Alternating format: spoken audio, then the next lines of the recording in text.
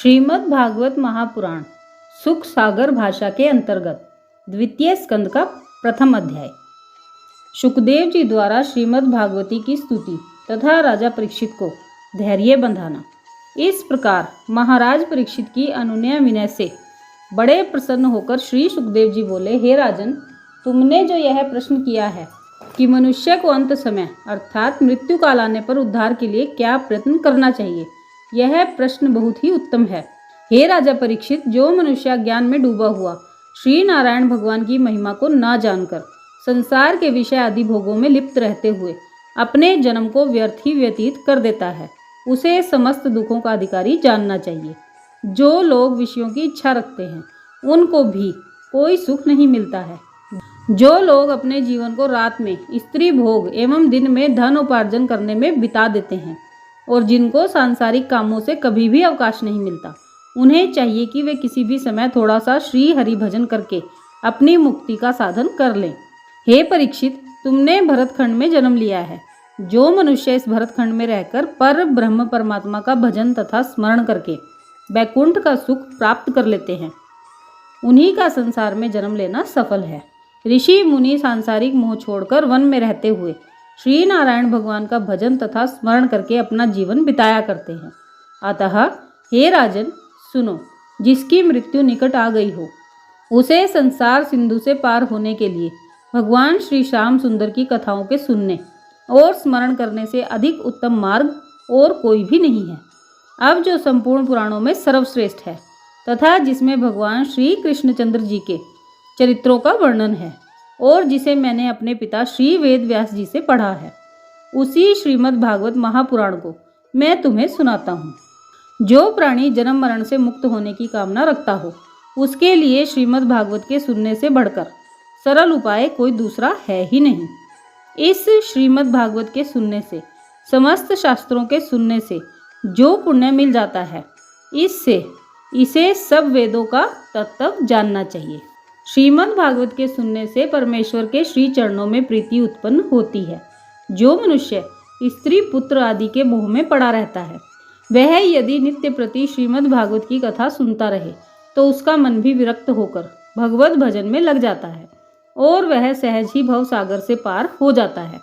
जिस जगह पर श्रीमद् भागवत की कथा होती है उस जगह संपूर्ण तीर्थ एवं देवता कथा सुनने को आ जाते हैं। इस कथा के श्रवण करने से जन्म जन्मांतरों के पाप नष्ट हो जाते हैं। अतः हे राजन, तुम भी इस कथा के श्रवण करने से मोक्ष को प्राप्त हो जाओगे। यद्यपि तुम यह कहो कि मेरे आने से पहले जो ऋषि मुनि यहाँ उपस्थित थे उन्होंने तुम्हें श्रीमद् भागवत की कथा सुनने की राय क्यों नहीं दी, तो इसका एकमात्र कारण यही जानना चाहिए कि अभी तक उन ऋषि मुनियों का मन किसी एक बात पर स्थिर नहीं था। कोई यज्ञ करने को कहता था, कोई जप, तो कोई तीर्थ करने को, तो कोई दान और कोई हरि सेवा की बात कहता था। परंतु मैं श्रीमद् भागवत के अलावा और किसी बात से मतलब नहीं रखता हूँ।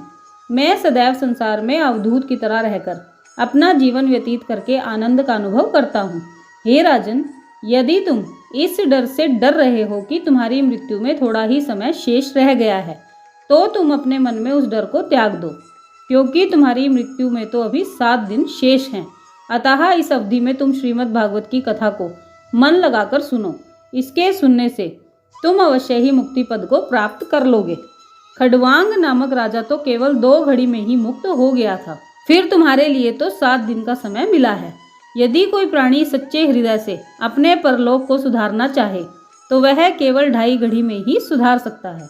श्री सुखदेव जी के ऐसे प्रिय वचन सुनकर राजा परीक्षित हाथ जोड़कर बोले, हे महामुने, राजा खडवांग ने 2 घड़ी में ही मुक्ति कैसे प्राप्त कर ली, वह कथा आप कृपा करके मुझे सुनाइए। श्री सुखदेव जी बोले, हे राजन, त्रेता युग में खडवांग नाम का एक बड़ा प्रतापी, बलवान, नीतिवान एवं धर्मवान राजा अयोध्यापुरी में हुआ। वह 7 द्वीपों का राजा था। एक बार राक्षसों ने इंद्र आदि देवताओं को संग्राम में हराकर उन्हें देवलोक से निकाल दिया और इंद्रासन पर अपना आधिपत्य जमा लिया। उस समय देवगुरु बृहस्पति जी ने देवताओं से कहा कि तुम राजा खडवांग की सहायता लेकर असुरों से संग्राम करोगे, तभी तुम विजयी हो सकोगे। यह सुनकर देवराज इंद्र सब देवताओं के साथ मृत्युलोक में आए और उन्होंने राजा खडवांग के पास जाकर अपना मनोरथ सुनाया। राजा ने उनको दंडवत करते हुए कहा, हे देवराज, मेरे बड़े अहोभाग्य हैं, क्योंकि मेरा यह शरीर एक न एक दिन अवश्य ही नाश होगा। इससे यदि आप लोगों के किसी काम आ जाए तो इससे अधिक अच्छी बात और क्या हो सकती है। इतना कहकर राजा ने अपने अस्त्र शस्त्र बांध लिए और इंद्र आदि देवताओं के साथ संग्राम में जाकर असुरों को हरा दिया। जब देवताओं ने युद्ध करके विजय पूर्वक इंद्रासन पुनः प्राप्त कर लिया, तब वे निडर होकर देवलोक का राज्य करने लगे। जब राजा ने उनसे विदा मांगी, उस समय देवराज इंद्र ने प्रसन्न होते हुए कहा, हे राजन, हम आपसे बहुत प्रसन्न हैं, आप हमसे कुछ वरदान मांग लीजिए। देवेंद्र की यह बात सुनकर राजा खडवांग ने हृदय में सोचा कि मैंने देवताओं की सहायता करके हारा हुआ राज्य पुनः वापस दिलाया है, फिर मैं ऐसी परिस्थिति में इनसे क्या मांगूं। तब राजा के मन की बात जानकर देवराज ने कहा, हे राजन, देवताओं को भूत और भविष्य काल की सब बातें मालूम रहती हैं।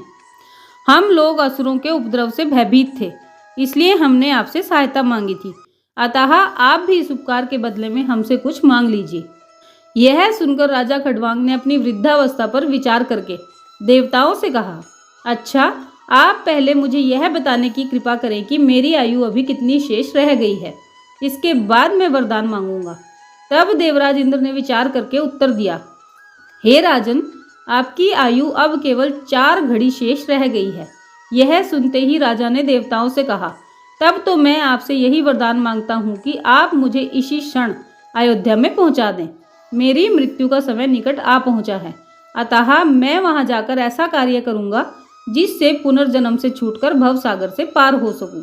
राजा की यह बात सुनते ही इंद्र ने बड़ा तीव्र गति वाला एक विमान दे दिया, जिस पर बैठकर राजा 2 ही घड़ी में अपने स्थान पर जा पहुंचे।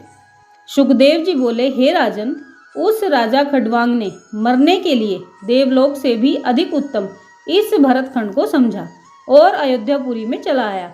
अतः तुम यह सत्य मानो कि भरतखंड संसार के सब स्थानों से अधिक श्रेष्ठ है। अयोध्या में आकर राजा ने 2 घड़ी में अपना सब द्रव्य ब्राह्मणों को देकर अपने बेटे को राजगद्दी सौंप दी। तदुपरांत वह संन्यास धारण कर सरयू नदी के किनारे जाकर श्री भगवान के चरणार विंदों के ध्यान में मग्न हो गया तथा योगाभ्यास द्वारा शरीर को छोड़कर वैकुंठ धाम को चला गया। हे राजन, इस प्रकार उसकी मुक्ति हो गई। तुम्हारे लिए 7 दिन तो बहुत अधिक है।